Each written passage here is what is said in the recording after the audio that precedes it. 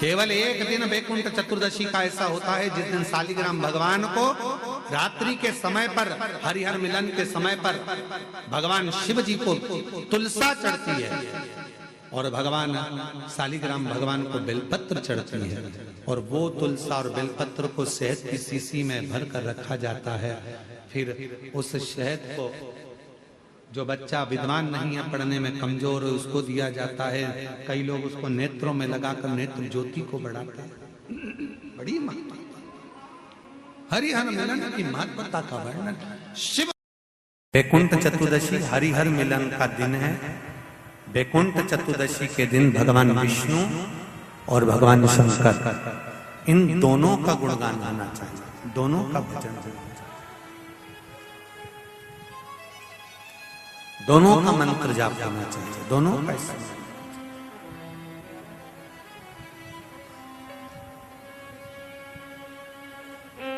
आप सबसे निवेदन है, कल हरिहर मिलन के दिन आपके घर में शिवलिंग होगा और लड्डू गोपाल होंगे। रात्रि के समय पर, शाम को नहीं, मध्य रात्रि, अगर नींद खुली रहे तो 11 बजे के बाद में, रात्रि को 11 के बाद अगर नींद खुली रहे, नींद नहीं खुली रहे तो फिर तुम रात को 8-9 बजे चढ़ा के भी सो जाओ तो कोई बात नहीं हो, भगवान तो बोलेगा। शंकर भगवान पर पहले बेलपत्री चढ़ाना, लड्डू गोपाल के सामने तुलसी का दल चढ़ाना, अपने मन की कामना कर कर हरिहर मिलन कराना। थोड़ी देर तक या तो सवेरे के समय ही चढ़ा दो, दिन भर चढ़े रहने दो, रात्रि के समय पर जब फ्री हो जाओ तब घी का दिया लगाकर बेलपत्री उठाना, वो उठाकर भगवान शालिग्राम जी पर या लड्डू गोपाल पर या मेरे कृष्ण पर या नारायण पर या भगवान विष्णु पर, जो भी तुम्हारे यहाँ मूर्ति हो लड्डू गोपाल की आदि की, उन पे चढ़ा देना और भगवान की तुलसी उठाकर अपनी कामना कर कर मेरे देवाधिदेव महादेव के शिवलिंग पर चढ़ा देना। वैकुंठ चतुर्दशी का दिन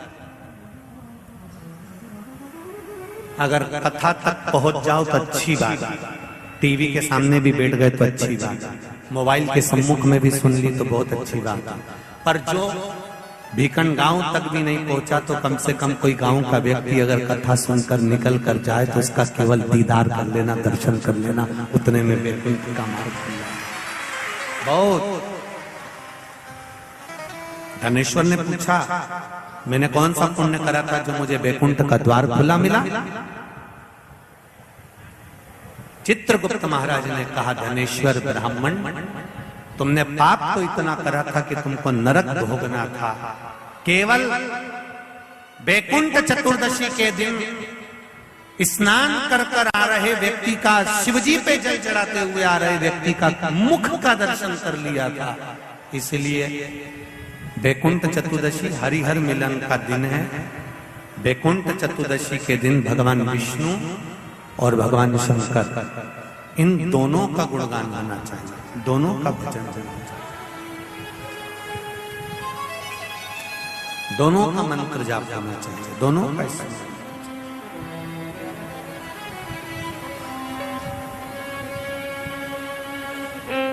आप सबसे निवेदन है, कल हरिहर मिलन के दिन आपके घर में शिवलिंग होगा और लड्डू गोपाल होंगे।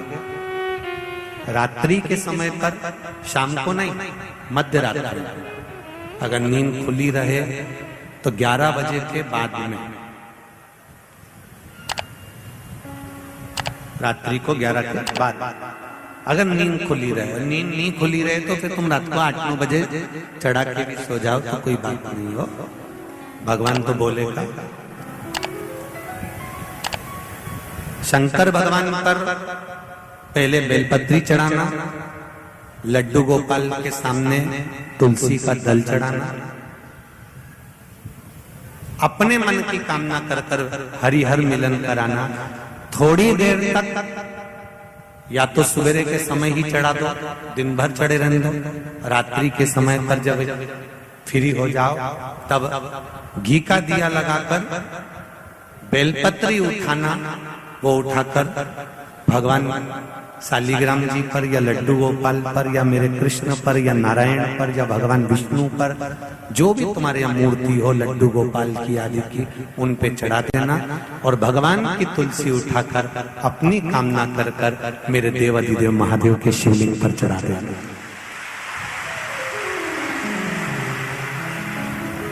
रात्रि को ही हो सके तो ब्रह्म मुहूर्त तक, अगर नींद खुली रहे तो उठा लेना, नींद खुली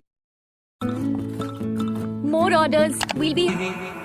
हो सके तो ब्रह्म मुहूर्त तक, अगर नींद खुली रहे तो उठा लेना, नींद खुले तो रात को ही, रात्रि के समय ही उस बेलपत्री और तुलसी को संभाल के रख लेना। वही बेलपत्री तुलसी विद्या के लिए, और जो बच्चा माइंड से तकलीफ में रहता है, जो बच्चा पलंग पर गंदगी करता हो या जिसका विवेक बुद्धि स्थिर नहीं रहती हो, उसके लिए ये बेलपत्री और तुलसा हमेशा कार्य आती है। कल वही वैकुंठ चतुर्दशी, उसका दर्शन आप भाव से आनंद से अपने अपने घरों में करें, भक्ति के साथ, आनंद के साथ। सुदर्शन चक्र भगवान विष्णु को दे दिया था और भगवान विष्णु ने अपना नेत्र भगवान शंकर को दे दिया था। तब भगवान विष्णु ने कहा था देवऋषि नारद से, नारद पूरे वर्ष में केवल एक दिन ऐसा रहेगा वैकुंठ चतुर्दशी का, जिस दिन मेरा दरवाजा 24 घंटे खुला रहेगा, जो पापी से पापी जीव है वो भी प्रवेश करेगा। ये वैकुंठ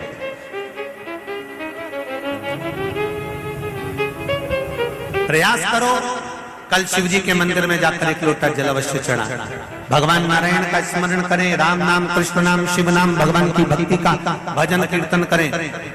कार्तिक के महीने में जो दीपदान होता है, माताएं सवेरे घाट पर स्नान करने जाती हैं तो वहां दिया लगाती है। शाम को तुलसी का क्यारा, दरवाजा, सब दूर दीपदान होता है।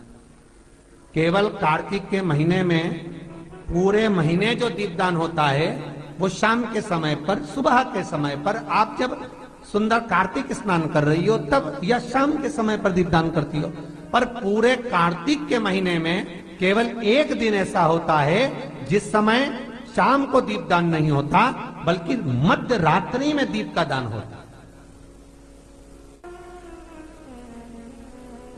कौन सा दिन है वो? पूरे कार्तिक के महीने में केवल एक दिन ऐसा होता है जिस दिन मध्य रात्रि में दीपदान होता है, ना सुबह ना शाम। हाँ, सुबह शाम आप तुलसी जी को लगा रहे हो अपनी जगह पर तुम अगर कार्तिक के महत्तम का स्मरण कर रहे हो, कार्तिक का स्नान कर रही हो, कार्तिक नहा रहे हो, या कार्तिक का व्रत कर रहे हो, या पचवीगन का व्रत कर रहे हो, या भीष्म पंचक का व्रत कर रहे हो,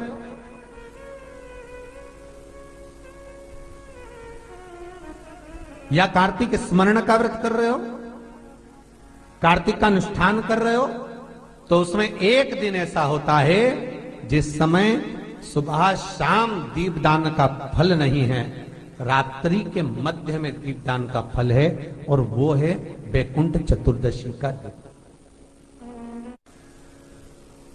पूरे कार्तिक के महीने में केवल एक ही दिन रहता है जिस दिन शाम के दीपदान का फल नहीं है, मध्य रात्रि के दीपदान का फल।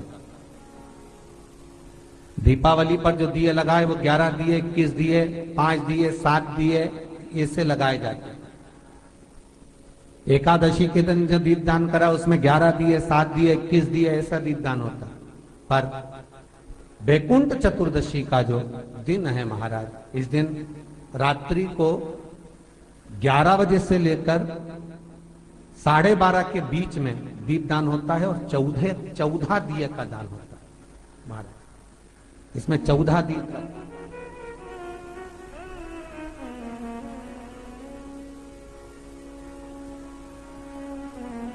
14 दीपों का दान है। निवेदन है आप सबसे कि प्रयास करना कि घर के बाहर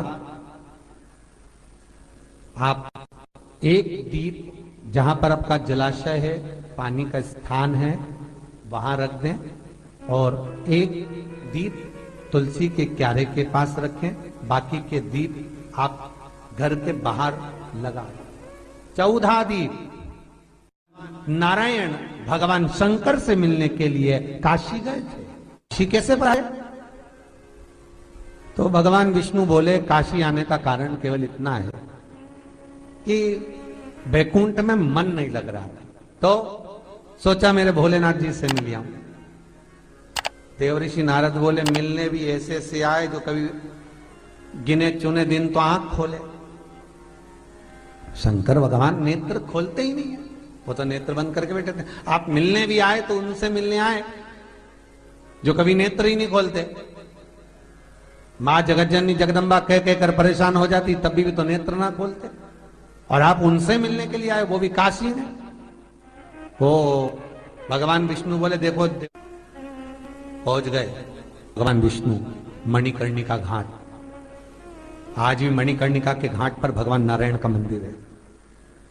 भगवान विष्णु मणिकर्णिका घाट पहुंच गए और मणिकर्णिका पर जाकर भगवान विष्णु ने एक कंकर उठाया, उसको घाट पर रखा और भगवान विष्णु उसकी आराधना में लीन हो गए। बैकुंठ चतुर्दशी का दिन भगवान विष्णु इतनी आराधना में लीन हुए, इतने लीन हो गए कि कब दिन निकल गया, कब शाम हो गई, बस केवल कंकर को देखते रहे और गंगा का जल छोड़ते रहे।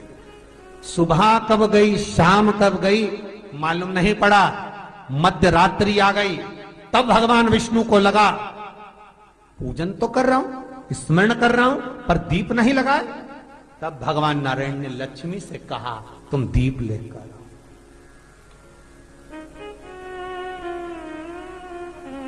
लक्ष्मी थाल लगाकर 14 दीप लगाकर शिव के सम्मुख लेकर आई महाराज। शिव के इसलिए आज भी बैकुंठ चतुर्दशी के दिन सुबह और शाम के दीपदान का महत्व नहीं है। तब का है? मध्यरात्रि। मध्यरात्रि के दीपदान का महत्व।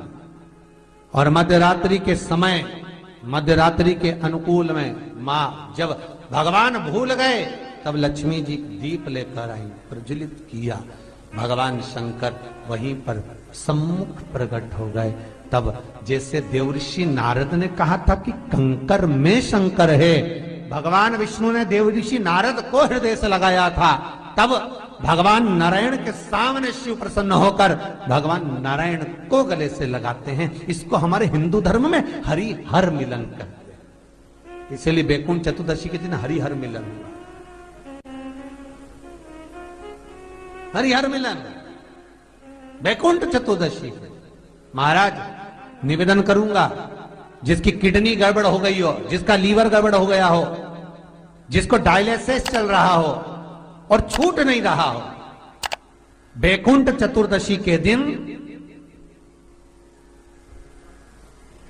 नदी के घाट पर, नदी, तालाब, सरोवर, कुआं, बावड़ी जो हो, उसके तट पर 14 दीप लगाकर, पीपल के पत्ते पर शहद डालकर और उसमें एक काली मिर्ची शंकर जी का नाम डालकर बोलकर उसमें चढ़ा दें। उसी पत्ते की काली मिर्ची, थोड़ा सा शहद घाट पर डाल दें और उस पत्ते को घर पर लेकर आ जाए। जिसको डॉक्टर ने कह दिया डायलिसिस होगा, किडनी लीवर गड़बड़ हो रहे हैं, बैकुंठ चतुर्दशी के दिन रात्रि को 14 दीप लगाकर जब घाट से आए, जिस व्यक्ति को रोग है, बीमारी है, उसको वो पत्ते समेत चटा देंगे और फिर जाकर आप 8 दिन 10 दिन बाद जांच करवाओ, आपको उसका फल प्राप्त हो जाए। और विश्वास रखकर